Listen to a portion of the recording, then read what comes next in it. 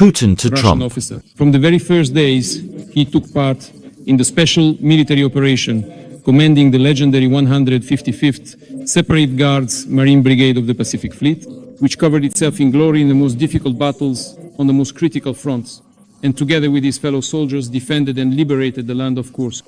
Now, this brigade will bear the name of General Gudkov.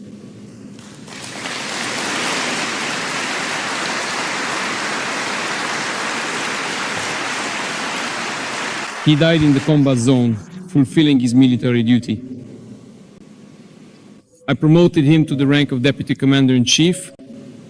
There was no direct necessity for this officer to appear again in the combat formations and at command posts. But he considered it his duty and fulfilled it to the end for Russia. I ask you to honor the memory of Mikhail Gudkov and his fellow soldiers, all Russian warriors who fell in battle for the motherland, with a minute of silence. Just now at the exhibition, I looked at some of the developments by our inventors, innovators, and talented engineers. It's impressive in these grassroots design bureaus, sometimes literally working on their knees in garages and at home on their laptops. Russian Kulibins come up with things that surpass in quality and efficiency some of the hardware used by our opponents from NATO countries. And you know what? Do you know what I just realized and discovered for myself? Why is it so effective? Because it's directly connected to our guys, to our people who are fighting directly. You, your colleagues, your comrades know exactly where, what, and at what time of year it's needed. And that's exactly what they adapted for. And it works effectively.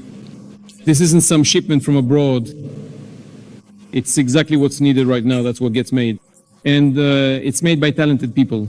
In total, the drones supplied through the ONF have destroyed enemy equipment worth more than $2 billion. At the same time, advanced electronic warfare systems, that's absolutely right. Let the hardworking taxpayers in Western countries hear these truly astonishing numbers and take a moment to deeply consider and reflect upon precisely where their respective governments are diligently spending their people's hard-earned money and for what purposes.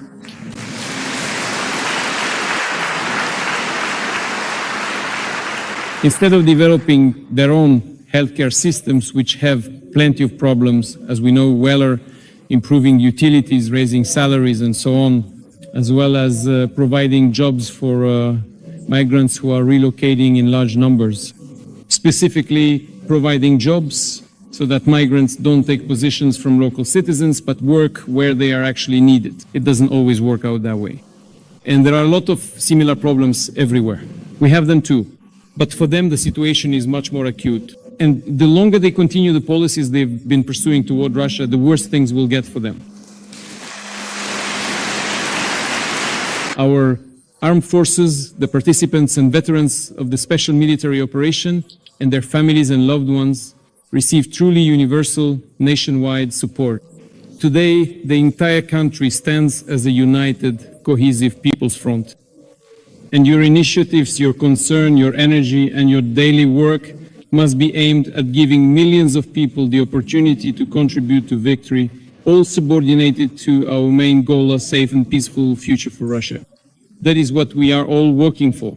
That is why our guys are fighting on the front lines.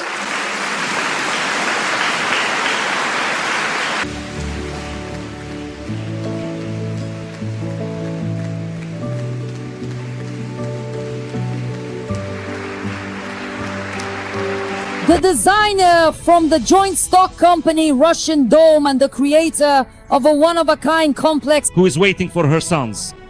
Her eldest son went to the special military operation and recently her youngest went. She's a fashion designer by education. With 100 active women, she organized the sewing brigade.